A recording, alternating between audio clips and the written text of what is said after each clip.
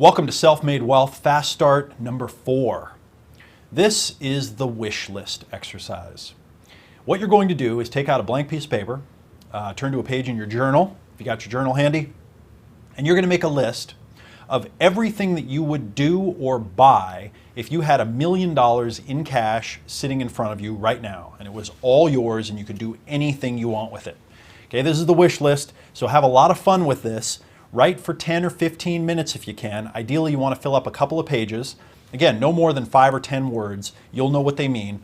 What would you do if you had $1 million in cash sitting in front of you right now? What would you do and what would you buy? You know what the exercise is. Pause the video, make your wish list, write for at least 10 or 15 minutes, and then come back and unpause it, and we're going to do the second part of the exercise. So write down everything that you'd do, everything you'd buy if you had $1 million in cash. Go. Good. Hopefully you had some fun with that one. What I want you to do now is look down at your list. Start skimming over it. And what I want you to do is look for something in particular. I want you to look for assets. Things that would, number one, grow in value over time, and things that would throw off other value or wealth or cash flow. How many of the things on your list are assets that would grow in value and throw off money over time, as opposed to things that you'd spend the money and the money would be gone, or you'd buy something that would probably decline in value, or you'd get rid of the money in some way where it would never come back to you? Okay, just look at your list. What percentage? In my experience, most people will, over 80% of the time, most of the time over 90 or 95%, and sometimes 100% of the time, they don't write down assets. They might say, I'd like to buy myself a bigger home to live in.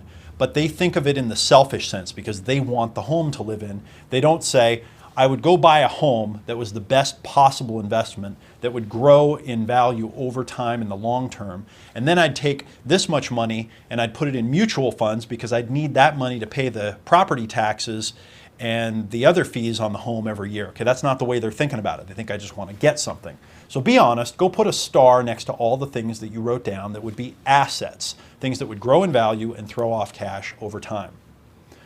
Now what I want you to notice is that our programming around money is not to go and buy geese that lay golden eggs. Okay, our programming is to go buy some golden eggs so we can have the gold right now. And what we want to do is we want to shift our focus.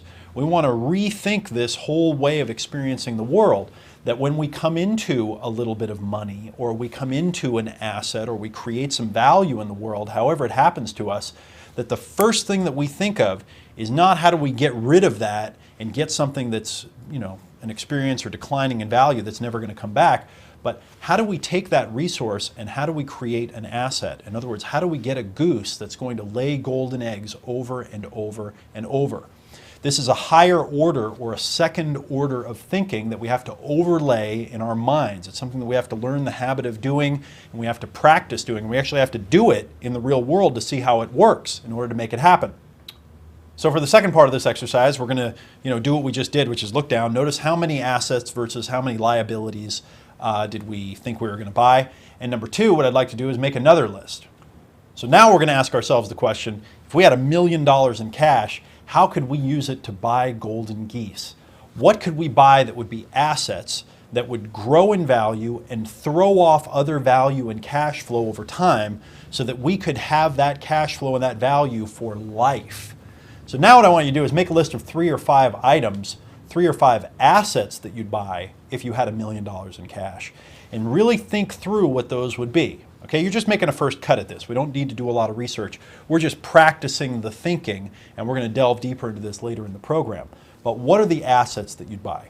So at the end of this exercise, write down the 3 or 5 assets that you'd buy that would grow in value and throw off cash flow, and then come back tomorrow for Fast Start number 5. It's our last Fast Start exercise. You're doing a great job. So write down the assets that you buy right now and tune in again to Fast Start number 5 tomorrow.